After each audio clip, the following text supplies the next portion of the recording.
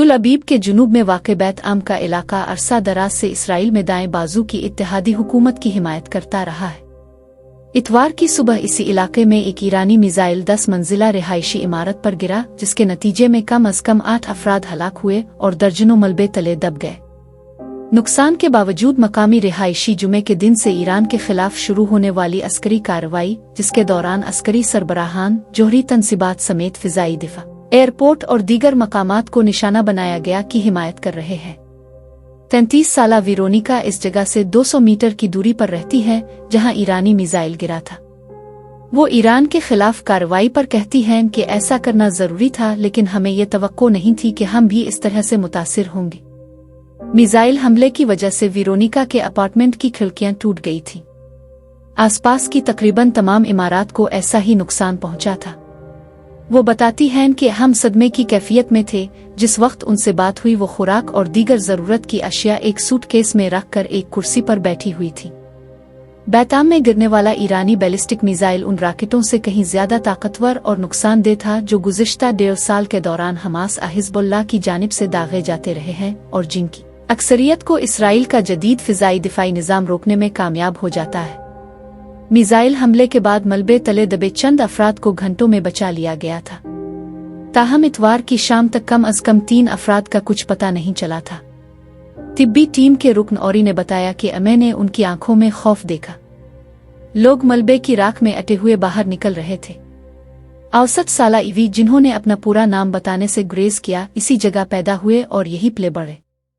उनका कहना था कि हमें हमला जारी रखने की जरूरत है।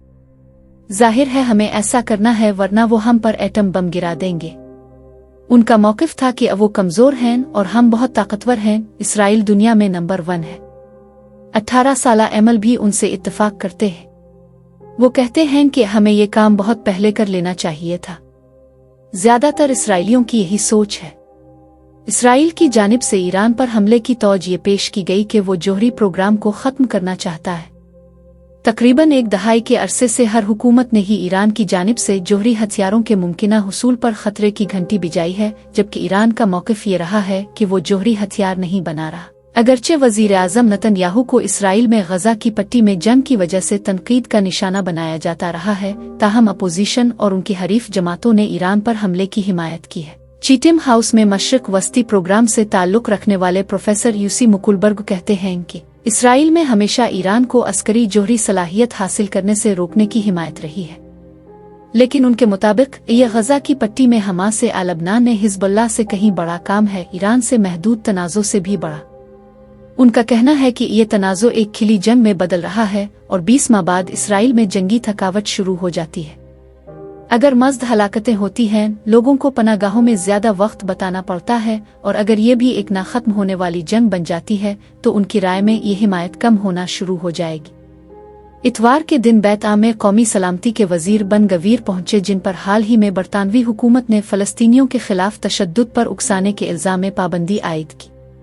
उन्होंने इस गिल्ली में दुकानदारों से मुलाकात की जिनकी दुकानें ईरानी हमले से मुतासिर हुई थीं। उनमें से एक अपनी बेकरी के बाहर बैठे थे। जब उनसे सवाल हुआ कि क्या वो ईरान के खिलाफ एक नया महाज खोलने के हामी हैं, तो उन्होंने हाथ हिलाते हुए कहा, बिल्कुल, ये कैसा सवाल है। इतवार के दिन ही वजीर आज़म नेतन्याहू ने भी इसी जगह का दौरा किया तो बीबी इसराइल के बादशाह के नारे लगे।